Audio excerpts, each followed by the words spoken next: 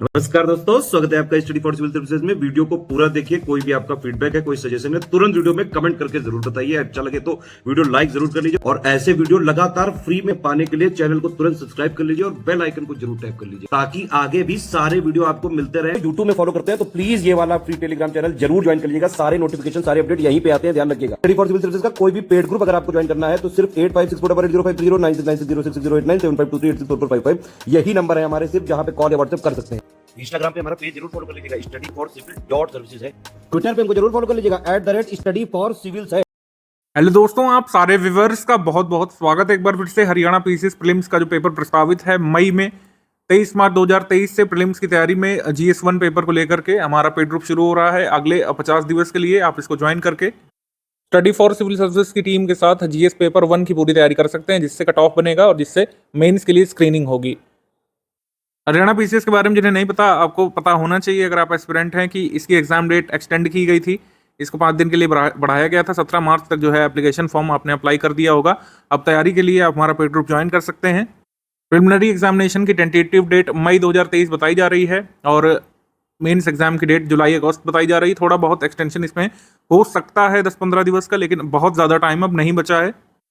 इन लोगों ने study for civil services का ये पेड ग्रुप ज्वाइन कर लिया है। ये आपका स्ट्रैटेजी वीडियो है।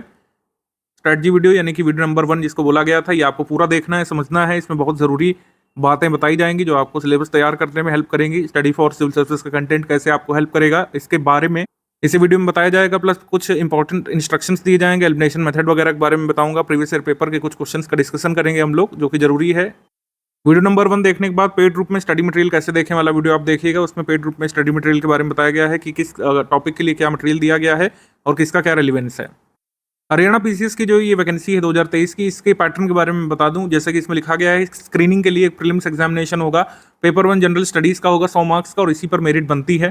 ठीक है, लास्ट टाइम एग्जाम कंडक्ट हुआ था 2021 की वैकेंसी के लिए सितंबर में। हालांकि किन्हीं कारणों से वो एग्जाम कैंसिल हुआ था। फिर जुलाई मंथ 2022 में उसका री एग्जाम हुआ था। उसका कट ऑफ वगैरह नहीं डिक्लेयर किया गया था। प्रीलिम्स एग्जाम जो कि सितंबर में हुआ था, जो कि कैंसिल हुआ था, उसका कट ऑफ गया था जनरल कैंडिडेट के लिए 68.5 समथिंग ऐसा करके गया था।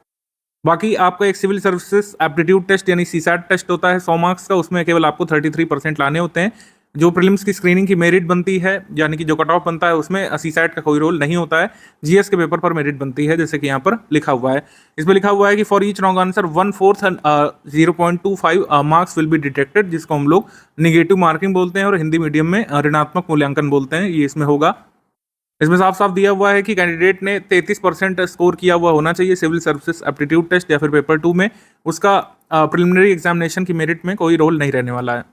फिर इसमें कहा गया है कि प्रीलिम्स एग्जामिनेशन जो लोग क्लियर करेंगे, वैकेंसी के 12 गुना कैंडिडेट जो है एडवर्टीज पोस्ट जो आएंगी और जो ब्रैकेटेड कैंडिडेट्स उस पर सिलेक्ट होंगे मेंस एग्जाम लिखने के लिए।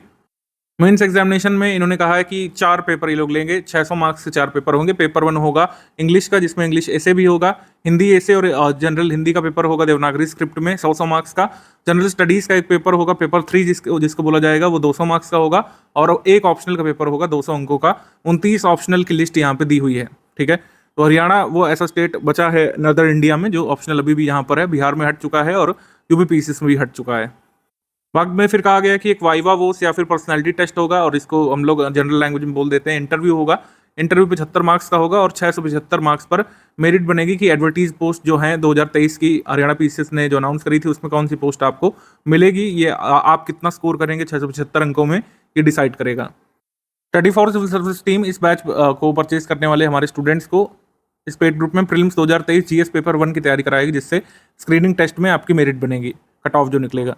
अब हरियाणा पीसीएस का सिलेबस हम लोग डिस्कस कर लेते हैं। सिलेबस को इन्होंने सिलेबाई लिखा हुआ है और एप्ट भी है, काफ़ी बहुत कोहेसिव वे में सिलेबस प्रेजेंट किया है। ठीक है, यानी कि एक ओवरव्यू टाइप का दिया। जनरल साइंस 2 वर्ड में डिफाइन कर दिया कि हाँ जनरल साइंस से लोग पूछेंगे। ठीक है, करंट इवेंट्स और national international importance, history of India, national movement, Indian and world geography, focus Indian geography पर रहेगा। हालांकि Indian culture, Indian polity, Indian economy, general mental ability इसमें लिखा हुआ है। ये लिखा रह गया होगा गलती से, लेकिन ये कभी GS1 का भाग नहीं है क्योंकि अब CSAT अलग हो चुका है। हरियाणा की इकोनॉमी, पीपल, सोशल, इकोनॉमिक और कल्चरल एस्पेक्ट से एसोसिएटेड सवाल होंगे हरियाणा में। और इतना लिखा जरूर है, लेकिन हरियाणा की हिस्ट्री से भी पास में सवाल पूछे जा चुके हैं।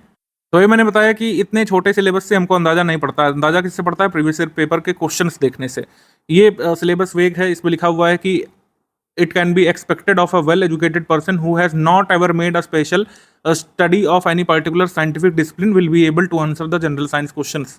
ऐसा नहीं है, जनरल साइंस के क्वेश्चंस कोई भी आदमी, आर्ट का स्टूडेंट, आईटी का स्टूडेंट नहीं सॉल्व कर पाएगा। आप खुद ही देख लीजिएगा या उनसे पूछ लीजिएगा जो लोग आईटी सेक्टर में हैं कि वो साइंस के हरियाणा पीसीएस के पूर्व के सवाल सॉल्व कर पा रहे हैं कि नहीं। वह नहीं कर पाएंगे क्योंकि इसमें फैक्ट्स पूछे जाते हैं, इसमें स्टेट पीसीएस स्पेसिफिक फैक्ट्स पूछे जाते हैं। पूरा स्टेट पीसीएस का एक फ्लेवर मेंटेन किया जाता है जो कि बीपीएससी, यूपी पीसीएस जैसे एग्जाम में, ओडिशा पीसीएस जैसे एग्जाम में, छत्तीसगढ़ पीसीएस जैसे एग्जाम में पूछा जाता है। फैक्ट पूछे जाते हैं। इसमें फैक्ट की तैयारी आपको जीएस1 पेपर के लिए प्रिलिमिनरी के लिए करनी होगी।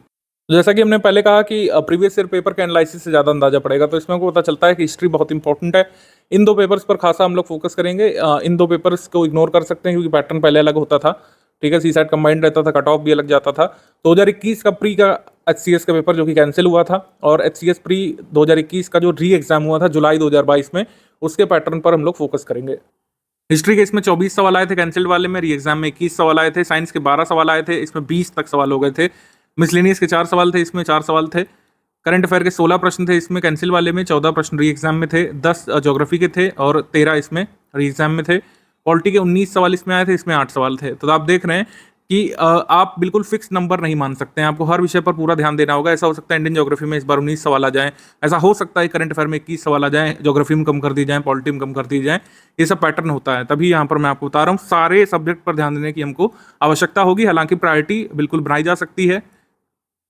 हरियाणा जी के हरियाणा करंट अफेयर बहुत नहीं पूछा जाता है। 95 नंबर क्वेश्चंस के बाद कुछ कुछ हरियाणा के टॉपिक्स डाल दिए जाते हैं, ऐसा हमने ऑब्जर्व किया पिछले 2 पेपर्स में, ये कैंसिल्ड वाले पेपर में और जुलाई 2022 में हुए री एग्जाम में।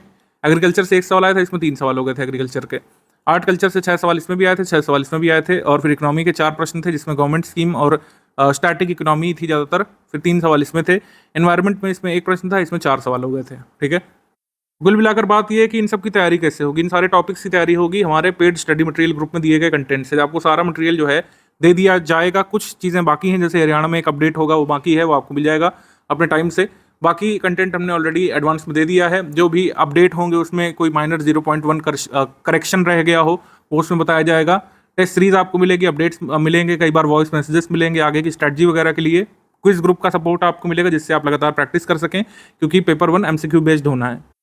जो लोग स्टडी मटेरियल ग्रुप के साथ डिस्कशन ग्रुप भी लेंगे और उनको 2 वे कम्युनिकेशन का सपोर्ट मिलेगा, वो अपने डाउट पूछ सकेंगे स्टडी कंटेंट से एसोसिएटेड। हरियाणा पीसीएस प्रीलिम्स के कंटेंट में से, सिलेबस में से कोई डाउट है तो आप पूछ सकेंगे हमारे एजुकेटर्स से। ये फैसिलिटी हालांकि उन्हीं लोगों के लिए जिन्होंने फुल पेड ग्रुप परचेज किया है। साइंस की तैयारी कैसे होगी, साइंस का जो कंप्लीट मटेरियल दिया गया है उसी से आपकी साइंस की तैयारी होगी। कोई भी एनसीईआरटी बुक आप पढ़ने की ना ज़रूरत है ना ही पढ़ी जा सकती है। लिमिटेड नंबर ऑफ डेज बचे हैं अब एग्जाम के, ठीक है। कोई यहाँ पे आपको ये फलां बुक मैं ले लूँ ये नहीं पूछने की ज़रूरत है, मैं ये वाली बुक का सर ले लूँ क्या, ये सब नहीं पूछेगा डिस्कशन में। जो हमने कंटेंट दिया है वो सफिशिएंट है आपका प्रीलिम्स एग्जाम में साइंस के क्वेश्चन क्लियर कराने के लिए। Current affair, national international event, पिछली बार भी जब पेपर हुआ था, चाहे वो री एग्जाम रहा हो चाहे ओरिजिनल एग्जाम रहा हो, सारे के सारे करंट अफेयर के question study for civil services के कंटेंट में से आए थे। इस बार भी आपको मैं आश्वस्त करता हूँ कि फरवरी 2023 तक का हमने दे दिया है, मई 2022 से लेकर के। इतना आप पढ़ते रहिए, बाकी का अपडेट आपको मिलता रहेगा हर मंथ में, और यही करंट अफेयर सफिशिएंट होगा, ठीक है। और कहीं से भी आपको पढ़ने की आवश्यकता नहीं पड़ेगी। मैं फिर से रिपीट कर दूं, और कहीं से आपको पढ़ने की आवश्यकता नहीं पड़ेगी, ना ही कोई वीडियो देखने की जरूरत है। इवन मैं कहता हूं कि आपको जो कंटेंट दिया गया है सिर्फ वो पढ़िए, आपको जो मंथली करंट अफेयर के स्टडी फॉर सिविल सर्विसेज के वीडियोस आते हैं वो भी देखने की आवश्यकता नहीं है। आप चाहें तो देख सकते हैं अपनी हेल्प के लिए। History of India, Indian national movement बहुत बड़ा पोर्शन होता है, इसके लिए कई कई किताबें लोग रिकमेंड कर देते हैं जिनको कवर करना पॉसिबल हो सकता है अगर आप साल 2 साल तैयारी में देते हैं। मात्र 70-50 दिन जब बचे हों तब केवल हिस्ट्री की तैयारी हो सकती है, अन्य सब्जेक्ट रह जाएंगे अगर बुक से आप तैयारी करेंगे तो। हमारा कंटेंट अपने आप में सफिशिएंट है और इससे लगातार स्टेट पीसीएस में आप क्वेश्चन सही कर सकते हैं। जो जरूरी फैक्ट है उनका कंपाइलेशन है एक तरीके से हमारा, जो कह सकते हैं हिस्ट्री का मटेरियल है। इसमें GS1 में जो MCQ टाइप सवाल पूछे जाते हैं, जो फैक्ट्स पूछे जाते हैं, उन्हीं को कंपाइल करके उनका संकलन करके दिया गया है। गैर जरूरी इन्फॉर्मेशन या कंसेप्चुअल इन्फॉर्मेशन जो कि नहीं जरूरी होती प्रीलिम्स पेपर के लिए, उसको अवॉइड किया गया है। हमारा जो हिस्ट्री का कंटेंट है वो किसी भी मार्केट में आने वाली बुक से कम वॉल्यूम का है, कम नंबर ऑफ पेजेस का है और ज़्यादा फैक्ट को कवर करता है, जो कि बड़ी बड़ी बुक्स में तक कई बार नहीं कवर होते हैं। तो history of India, international movement के लिए कोई न्यू ओल्ड एनसीईआरटी या फिर किसी स्टैंडर्ड बुक सोर्स की आवश्यकता नहीं आपको पड़ेगी। जो हमने कंटेंट दिया उसी को आप पढ़िएगा। HCS प्रीलिम्स में मैक्सिमम हिस्ट्री के सवाल आप सॉल्व करने में सक्षम हो सकेंगे। इंडिया और वर्ल्ड ज्योग्राफी में भी जो जरूरी फैक्ट्स हैं उसको हमने कंपाइल करके दे दिया है, जो PDF ग्रुप में दी गई है कंप्लीट स्टडी मटेरियल नाम से। ज्योग्राफी का वो सफिशिएंट होगा। उसके अलावा कुछ प्रैक्टिस के लिए हमने रिसोर्सेज दिए होंगे और प्लस आपकी इन सारे टॉपिक्स की प्रैक्टिस क्विज ग्रुप में चलती रहेगी। क्विज ग्रुप कैसे काम करता है वो भी मैं आपको ब्रीफ कर दूंगा वीडियो के आखिरी हिस्से में। Indian culture, Indian polity, Indian economy का भी कंप्लीट कंटेंट दे दिया गया है, हिंदी में अलग, इंग्लिश में अलग। हरियाणा स्पेशल में GK budget 2022-23, economic survey 2021-22, Haryana का स्टेट फॉरेस्ट रिपोर्ट 2021 का दे दिया गया है। हरियाणा स्पेशल करंट अफेयर भी जनवरी 2022 से दिसंबर 2022 तक का अपडेट दे दिया गया है। बाकी का हरियाणा करंट अफेयर बाद में अपडेट करके दिया जाएगा एग्जाम से पहले। हरियाणा जीके से संबंधित कुछ एक्स्ट्रा नोट्स आपको दिए जा सकते हैं 10-5 पन्ने के, जो जरूरी होंगे वो आपको बाद में मिलते रहेंगे, लेकिन अभी जो हरियाणा जीके दे दिया गया है वो पढ़ते रहिए। 3-4-5 जो सवाल आते हैं उनको सॉल्व करने में आपको हमारा ये कंटेंट हेल्प करेगा। तो मतलब समरी क्या है कि जो भी कंटेंट ग्रुप में दे दिया गया है उसको आप पढ़ते रहिए। जैसे कि मैंने शुरू में बताया था, इस समय डेली अगर आप 6 से 6.5 घंटे भी हमारे स्टडी कंटेंट के साथ निकाल लेंगे तो बहुत सफिशिएंट ये होगा आपको GS1 में कट ऑफ ऑप्टिमम कवर करने के लिए। CSAT में आप 33% अगर स्कोर कर ले जाते हैं और हमारे कंटेंट को आप 6 से 6.5 घंटे दे देते हैं अगर, तो GS1 का जो कट ऑफ निकलेगा, जो स्क्रीनिंग टेस्ट के बाद जो मतलब कट ऑफ लिस्ट निकलेगी, उसमें निश्चित तौर पर आप कट ऑफ क्लियर कर सकते हैं। पेड ग्रुप में आपको समय समय पर कुछ small PDFs, pics, voice summary दी जा सकती है, कोई जरूरी मोटिवेशनल मैसेज दिया जा सकता है, कुछ अपडेट जो जरूरी होंगे। कई बार 0.1% कुछ एरर रह जाती है, टाइपिंग एरर रह जाती है, उसको हम लोग सही करा देते हैं और काफ़ी दिन पहले आपको जरूरी करेक्शन मिल जाते हैं। कोई मटेरियल कैसे ग्रुप में खोजना है, इसके लिए आपको एक स्टेप बाय स्टेप मैसेज दे दिया जाएगा। पेड ग्रुप में मटेरियल कैसे देखें में बता दिया जाएगा, तो आप उसमें समझ लेंगे। उस वीडियो का एक्सेस सिर्फ पेड ग्रुप मेंबर को मिलेगा। हालांकि बाकी कोई समस्या हो तो जिनके पास डिस्कशन ग्रुप का सपोर्ट है, आप डिस्कशन ग्रुप में पूछ सकते हैं और एक्सपर्ट एजुकेटर आपका पूरा जो है डाउट सॉल्व करेंगे अगर आपको कोई टॉपिक में डाउट है तो। MCQ बेस्ड पेपर में जितना ज़्यादा कंटेंट होता है उतनी आपको ज़रूरत पड़ती है प्रैक्टिस रिसोर्सेज की, जिससे जो भी कंटेंट है आप उसके जरूरी फैक्ट्स को रिटेन रख सकें, लंबे समय तक इतना मेमोराइज कर सकें कि एग्जाम में फैक्ट आइडेंटिफाई कर सकें और MR में उसको मार्क भी कर सकें। तो उसके लिए क्या जरूरी होता है? प्रैक्टिस रिसोर्स जरूरी होता है।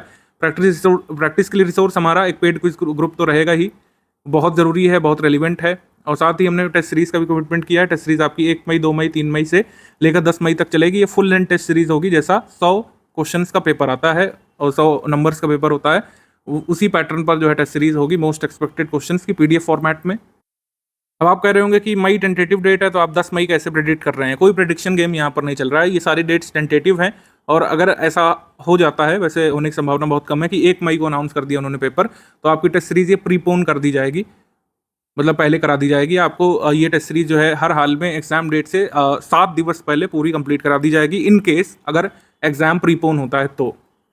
हमारे स्टूडेंट्स के द्वारा कई बार एक ही जैसे कई सवाल पूछे जाते हैं, उनको मैं शुरू में ही आंसर कर दे रहा हूँ जिससे आपको बार बार दिक्कत ना हो।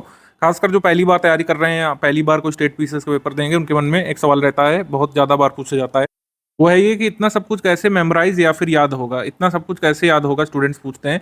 तो मेरा जवाब ये होता है कि जो चीज़ एग्जाम में नहीं करना है वो आप क्यों करना चाह रहे हैं। इस पूरे सिलेबस में आप देखिए कहीं पर भी कोई शब्द ऐसा दिया हुआ जिसमें लिखा हुआ हो कि लर्न, मेमोराइज, ऐसा कुछ दिया हुआ है? नहीं। यहाँ पर क्या चीज़ दी हुई है? अंडरस्टैंडिंग। यहाँ पर आपको एक अंडरस्टैंडिंग डेवलप करनी है। अंडरस्टैंडिंग कैसे डेवलप होती है? अंडरस्टैंडिंग डेवलप होती है एक सही कंटेंट को पढ़ने से, studying right content, relevant content, और बार बार रिवाइज करने से। किसी भी स्टेट पीसीएस में जो GS1 वाला ऑब्जेक्टिव MCQ बेस्ड पोर्शन होता है उसमें कई बार स्टूडेंट्स को समस्या होती है कि इतना सब कुछ तथ्य सागर कैसे हमको याद होगा। याद नहीं करना होता है कभी भी। अगर जिस दिन ये बात आप दिमाग से निकाल देंगे कि हमको ये चीज़ करनी नहीं है, मुझे याद नहीं करना है और ना ही एग्जाम की डिमांड है, हमको एक अंडरस्टैंडिंग बनानी है, बल्कि एग्जाम में तो ये तक लिख देते हैं कि वेल एजुकेटेड पर्सन आराम से आंसर कर सकता है। हालांकि ये इतना भी आसान नहीं है, लेकिन रेगुलर रिवीजन करके, रेलिवेंट कंटेंट को स्टडी करके आप इसको पॉसिबल बना सकते हैं और तमाम लोग पहले पॉसिबल बनाते रहे हैं।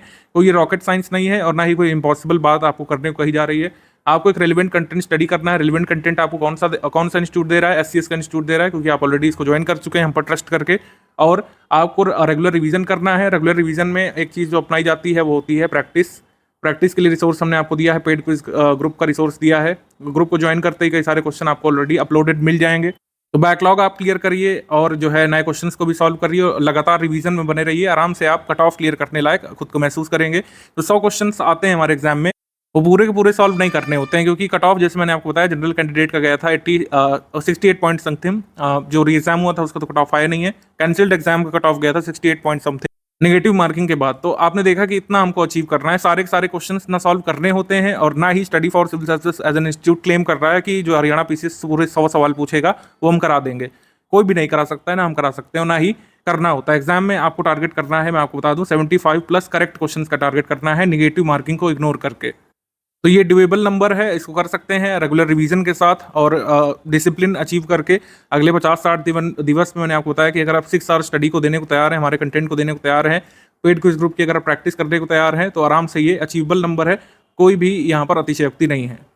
कई बार आप लोग पूछते हैं, खासकर जो नॉन एक्सपीरियंस स्टूडेंट होते हैं, कि कुछ ऐसा बता दीजिए जिससे एग्जाम क्लियर हो जाए। और लिटरली आपको लग रहा होगा, लेकिन ये कई लोग पूछते हैं कि कुछ ऐसा ही बता दीजिए 10-5 पन्ने का जिससे एग्जाम क्लियर हो जाए। तो मेरा जवाब होता है कि जब एग्जाम पेपर आता है वो 30 पेजेस का होता है, जिसमें सिर्फ क्वेश्चंस लिखे होते हैं, तो 10-5 पन्ने कोई ऐसे नोट्स नहीं हो सकते हैं।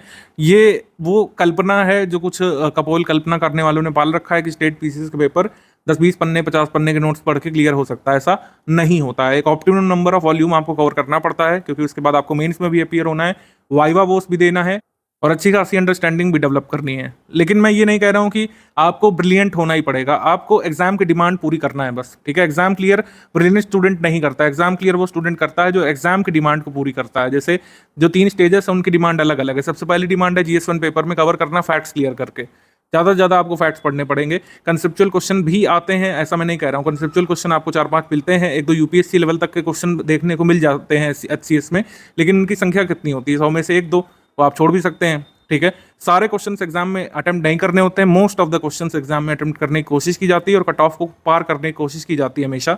वही मैंने कहा कि एग्जाम की डिमांड को पूरी करना है। स्टेज 2 में डिमांड क्या है? कंसेप्चुअल अंडरस्टैंडिंग की। जो आपने ऑप्शनल अपना पढ़ा होगा, जो आप जीएस पेपर देंगे, जो आप लैंग्वेज के पेपर देंगे, उसमें कंसेप्चुअल अंडरस्टैंडिंग आपकी जरूरी है, क्योंकि उसमें एमसीक्यू बेस्ड पेपर नहीं है। उसमें क्या है? उसमें रिटन पेपर है।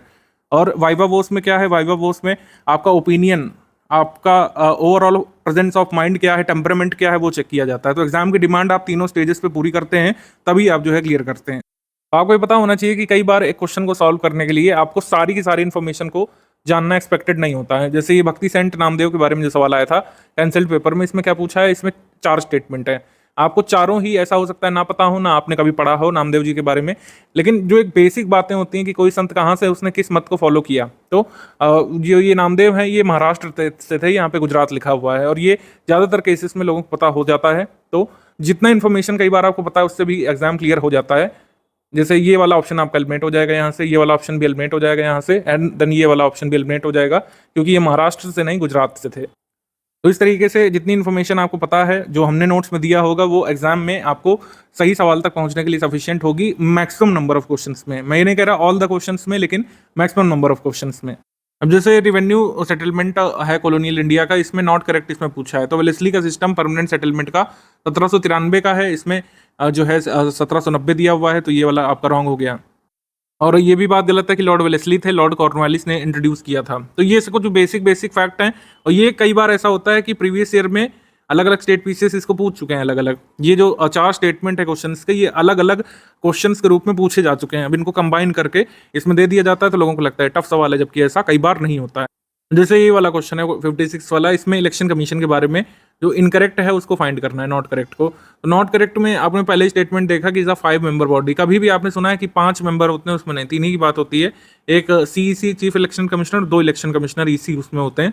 तो जो बहुत बेसिक्स इन्फॉर्मेशन है उसको पता करके आप एक कठिन सवाल सॉल्व कर ले जाते हैं, ठीक है। पहला इनकरेक्ट, बाकी सारे करेक्ट हैं। बाकी मैं आपको बता दूं कि जितने भी छोटे छोटे वल्नरर टाइप छोटे सवाल पूछे गए थे, इन सभी के फैक्ट आपको हमारे सब्जेक्ट वाइज कंपाइलेशंस में मिल जाएंगे। चाहे वो करंट अफेयर के क्वेश्चन हो, हिस्ट्री के हो, ज्योग्राफी के हो, पॉलिटी के हो, इकोनॉमी के हो, एनवायरनमेंट के हो, ये सब आपको मिल जाएगा। ऐसे ही री एग्जाम के पेपर में इसमें पूछा गया था, पहला ही सवाल आप दे लीजिए कि इसमें 4th स्टेटमेंट आप पढ़िए। इसमें लिखा हुआ है कि पदार्थ की अवस्था को तापमान में परिवर्तन के द्वारा ही केवल बदला जा सकता है, जबकि ऐसा नहीं है। दाब और तापमान दोनों को महत्व होता है, यानी कि प्रेशर और टेम्परेचर दोनों से स्टेट ऑफ मैटर चेंज किया जा सकता है। तो 4th स्टेटमेंट हर हाल में रॉन्ग यहाँ पे हो गया। तो जहाँ जहाँ 4th है वो एलिमिनेट कर जाएगा, ये एलिमिनेट और ये भी एलिमिनेट। तो इस तरीके से हमारा क्या हो जाएगा आंसर जो बच रहा है, ठीक है। पब्लिक अकाउंट्स कमेटी में आप बहुत ज़्यादा इसकी फंक्शनिंग नहीं भी याद कर पाए, तो ये जरूर याद रहता है कि कौन मतलब इसके मेंबर्स कहाँ से होते हैं, लोकसभा से कितने होते हैं, राज्यसभा से कितने होते हैं। तो लोकसभा से यहाँ पे 10 दिया है, जबकि 15 होना चाहिए, तो ये यहाँ पे रॉन्ग हो जाता है। तो ऐसे ही ऑप्शन सारे एलिमिनेट हो जाते हैं, यहाँ पर रॉन्ग वाला आपको एलिमिनेट करते जाना है बस, और इस तरीके से सही आंसर तक हम पहुँच जाते हैं। ऐसे क्वेश्चन नंबर 13 आप देखिए, मॉडर्न हिस्ट्री में स्वतंत्रता संग्राम सेनानी कहाँ से उन्होंने विद्रोह किया था 1857 में, ये हम पढ़ते हैं। और ये सभी जगह आपको मिल जाता है। जैसे इसमें लिखा है उनका वास्तविक नाम रामचंद्र पांडुरंग था, आपको नहीं ध्यान है। बिठूर में वो मिले थे, ये भी नहीं ध्यान है। महाराष्ट्र में येवला के निवासी थे, ये भी नहीं कुछ पता है आपको। इतना तो पता होगा कि इन्होंने सेंट्रल प्रोविंस से लड़ाई लड़ी थी, ठीक है, कानपुर से लड़ाई लड़ी थी जो कि सेंट्रल प्रोविंस का भाग था उस समय। ये एलिमिनेट हो गया, राजस्थान मध्य प्रदेश से नहीं, तो ये एलिमिनेट हो गया। देन आपका ये भी एलिमिनेट हो गया और ये भी एलिमिनेट हो गया। तो ऑप्शन क्या बच रहा है? ए। तो इस तरीके के एक नहीं कई सारे सवाल थे और सारे सवाल टफ नहीं थे। इस 100 क्वेश्चन के पेपर में 7 से 8 सवाल एकदम टफ लेवल के थे, 5 सवाल काफ़ी टफ लेवल के थे। लेकिन मैंने आपको बताया कि जैसे कट ऑफ हमारा जनरल कैटेगरी का गया था करीब इतना, तो हम 75 प्लस टारगेट करके अगर आप हमारे कंटेंट को पढ़ेंगे, अच्छे से प्रैक्टिस करेंगे, एलिमिनेशन मेथड आप प्रैक्टिस से ही सीखते हैं, ठीक है, तो आराम से कट ऑफ क्लियर करने लायक नंबर अचीव कर सकते हैं। ये साइंस के फैक्ट्स आपको सारे हमारी जो है साइंस कंपाइलेशन मिल जाएंगे। ज्योग्राफी के फैक्ट ज्योग्राफी कंपाइलेशन मिल जाएंगे। ऐसे ही हिस्ट्री में जैसे ये है, हिस्ट्री में धोंदो केशव कर्वे किससे एसोसिएटेड है? पॉइनियर ऑफ वुमेन एम्पावरमेंट, खासकर विडोज के लिए इन्होंने काम किया था। विडो से इन्होंने शादी की थी, विडो के लिए पहला स्कूल खोला। ये सब जो है ए का 4 हो जाएगा इस तरीके से। ए का 4 किस में दिया हुआ है? ए में, यानी बी वाले में। तो इस तरीके से आप कई सारे क्वेश्चन सॉल्व कर ले जाते हैं। क्वेश्चन सारे टफ लगते हैं लेकिन सारे होते नहीं हैं, ये बात आपको ध्यान रखना है। और हमारा कंटेंट इतना सफिशिएंट है कि आपको इस लायक बना देगा कि आप आराम से सही ऑप्शन तक पहुंच सकें। ऐसे इसमें देख लीजिए, इसमें 6 स्टेटमेंट है ईस्ट के बारे में। तो ईस्ट क्या है? फंजाई होते हैं, सही। सारे ईस्ट पैथोजेनिक होते हैं? ऑब्वियसली नहीं। ईस्ट का यूज़ फूड इंडस्ट्री में फर्मेंटेशन वगैरह के लिए होता है, खमीर उठाने के लिए, बेकरी इंडस्ट्री में होता है। तो अगर सारे होते ईस्ट पैथोजेनिक तो जाहिर सी बात है हम उनका कभी इस्तेमाल नहीं करते। तो ऑब्वियसली आपको इसमें 2 अंदाजा हो गया कि ये वाला स्टेटमेंट हर हाल में रॉन्ग होना है और ये वाला राइट होना है, ठीक। तो इसमें जो है 1 नहीं है, 1 होना चाहिए था तो ये एलिमिनेट। इसमें 6 नहीं होना चाहिए था तो ये एलिमिनेट। और इसमें 6 नहीं होना चाहिए था तो ये एलिमिनेट। तो इस तरीके से हमारा ऑप्शन क्या हो गया सही वाला? 1 2 3 4 करेक्ट। तो इन पर विचार करने की भी आवश्यकता नहीं थी। आप अपने इन्फॉर्मेशन के हिसाब से भी कई सारे क्वेश्चन सॉल्व कर सकते हैं। सारे नहीं तो कई सारे तो कर ही सकते हैं। अब जैसे ये कुछ क्वेश्चन हैं, ये आपका टेस्ट करते हैं कि आपने एक्चुअली में सही से पढ़ा है कि नहीं। आपको अंदाजा है कि नहीं कि किस ईयर में राउंड टेबल कॉन्फ्रेंस हुआ था सेकंड वाला, जतिन दास की मृत्यु किस टाइमलाइन के दौरान हुई थी, दांडी मार्च की ईयर क्या होगा, रॉलेट एक्ट का ईयर क्या होगा, ये आपको पता होना चाहिए था। एटलीस्ट 2 के ईयर तो पता होने चाहिए इस क्वेश्चन को सॉल्व करने के लिए। स्कीम से कई क्वेश्चंस पूछे जाते हैं, 2 से 3 हर बार होते हैं। तो फेम किसके लिए है? फेम है पर्यावरण अनुकूल वाहनों या इलेक्ट्रिक वाहनों को प्रोत्साहित करने के लिए, ठीक है। सौभाग्य योजना विद्युत अधिकार देने के लिए है। तो इतना भी आपको पता है तो आप इसमें सॉल्व कर सकते थे कि भाई 1 और 4 तो हमेशा सही होने ही चाहिए। 1 और 4 सही भी लाए गए हैं तो 1 और 4 किसमें एक साथ नहीं है, वो एलिमिनेट हो जाएंगे। ये भी एलिमिनेट हो जाएगा, ये भी एलिमिनेट हो जाएगा, बच जाएगा डी। 1 2 3 4 सही। क्वेश्चन नंबर 68 में भी आपकी नॉलेज चेक की जा रही है कि आपने अच्छे से सारे फैक्ट्स पढ़े हैं कि नहीं। अब ऐसे अगर पूछ लेता कि which of the following is a genetic disease और सब में एक एक ऑप्शन दे देता तो ये बड़ा इजी क्वेश्चन हो जाता, मॉडरेट नहीं रहता। इसको मॉडरेट बनाने की कोशिश की गई है, ठीक है। और जैसे sickle cell anaemia, down syndrome तो है लेकिन एड्स नहीं है। एड्स जो है ये किससे होता है? सेक्सुअल ट्रांसमिशन, सेक्सुअल कॉन्टैक्ट से होता है, ये जेनेटिक नहीं है। ऐसे ही फिर ऑप्शन बी में हेपेटाइटिस बी जेनेटिक डिसीज नहीं है। फिर हीमोफीलिया है, हेपेटाइटिस बी फिर से आ गए, जेनेटिक डिसीज नहीं है। तो बच क्या रहा है? सिकल सेल एनीमिया, हीमोफीलिया और डाउन सिंड्रोम, ये हो गए पेयर जिसमें जेनेटिक डिसीज दी हुई है। डी यहाँ पे सही होगा। ऐसे क्वेश्चन नंबर 69 में देखिए यहाँ पे दिया हुआ है 4 पेयर से मिलाना है, कौन किसको आइडेंटिफाई कर रहा है। तो तोला का पीएम का संबंध किससे है? ये तमिल ग्रामर थी तो बी का 4 होना चाहिए खाली, ये हमने देख लिया इसमें और ये हमारा ऑप्शन सही हो गया। तो जितना हमारे कंटेंट में दिया है वो आपको हेल्प करेगा एग्जाम को क्लियर करने के लिए। एलिमिनेशन मेथड देखने में बड़ा मजेदार लगता है, मैंने एलिमिनेट कर दिया, आपने देख लिया, लेकिन आपको इसको खुद सीखना पड़ेगा। और एलिमिनेशन मेथड कोई किसी का देख के नहीं सीख सकता है कि आप मेरा देख के सीख जाएं, मैं किसी और का, जब तक आप खुद प्रैक्टिस नहीं करेंगे क्वेश्चंस की। तो इसीलिए पेड क्विज ग्रुप का आपको फीचर दिया गया था। पेड क्विज ग्रुप में लगातार कुछ क्वेश्चंस कराए जाते हैं डेली बेसिस पर, कई सारे हो चुके हैं, आपको मिल जाएंगे। तो आपको इसमें अटेम्प्ट करना होता है क्वेश्चन पढ़ करके। एक बहुत अच्छा आपको हैबिट डेवलप करता है क्वेश्चन को सॉल्व करने का, एक अच्छा यहाँ पे रूटीन बनाता है। Which of the following is not an example of substance. अगर इसको आप खुद से अटेम्प्ट करते हैं तो देखते हैं कि जैसे ही आप सही क्वेश्चन पर अटेम्प्ट करते हैं यहाँ पर बलून उड़ जाते हैं और यहाँ पे एक ब्लू टिक बन जाता है। तो आपको पता चलता है कि जो क्वेश्चन आपने मार्क किया वही क्वेश्चन सही है। बाद में अगर हम देखते हैं, अगर हम इसको कुछ क्वेश्चन को गलत अटेम्प्ट कर देते हैं जानबूझ करके, तो क्या होता है कि यहाँ पर एक रेड क्रॉस लग करके आ जाता है, यानी कि जो क्वेश्चन हमने अटेम्प्ट किया वो रॉन्ग है और सही वाला क्वेश्चन ये है जिसमें ब्लू टिक और ये क्रॉस लगा हुआ है, मतलब ये टिक लगा हुआ है व्हाइट से। तो काफ़ी सारे क्वेश्चन हो चुके हैं। आप पहले तो बैकलॉग ऊपर का क्लियर करिएगा। पहले क्वेश्चन का लिंक यहाँ पे गिवन है ऊपर, इसको टैप कर दीजिएगा तो आप पहले क्वेश्चन पर आ जाएंगे। ये फर्स्ट क्वेश्चन का लिंक है, फर्स्ट क्वेश्चन के लिंक पर टैप करके हम सबसे पहले क्वेश्चन पर आ जाएंगे और आप इसको बैकलॉग क्लियर करिएगा। जो नए क्वेश्चंस दिए जा रहे हैं उसको सॉल्व करते रहिएगा। मैंने आपको कहा कि आपको 6 घंटे बस निकालने हैं हमारे कंटेंट के साथ, हमारे प्रैक्टिस के रिसोर्सेज के साथ, और आप आसानी से कट ऑफ क्लियर करने में सक्षम हो सकेंगे। और हाँ, एक बात ध्यान रखिएगा कि पेड क्विज की पीडीएफ नहीं दी जा सकती है, ठीक है। पेड क्विज आपको ग्रुप में ही अटेम्प्ट करनी है। ये ऐसा इसलिए जानबूझ करके किया गया है कि आप इसको ग्रुप में ही अटेम्प्ट करें, जिससे जो फील आती है सही और क्वेश्चन गलत होने की, वो आपको यहीं पर मिले। तो यही लॉन्ग लास्टिंग इम्पैक्ट आपके माइंड में क्रिएट करेगा। इसको पीडीएफ फॉर्म में बुक टाइप बना लेने से वो इम्पैक्ट नहीं अचीव हो पाएगा। तो पेड क्विज के क्वेश्चंस ग्रुप में ही अटेम्प्ट करने, इसकी अलग से पीडीएफ नहीं दी जाएगी, और आपको इसी तरीके से अटेम्प्ट करना चाहिए मैक्सिमम बेनिफिट के लिए। तो आइए वीडियो नंबर 2 देखिएगा आप लोग, पेड ग्रुप में स्टडी मटेरियल कैसे देखें वाला वीडियो, और स्टेप बाय स्टेप मैसेज से समझ करके अपनी स्टडीज कंटिन्यू कर लीजिए।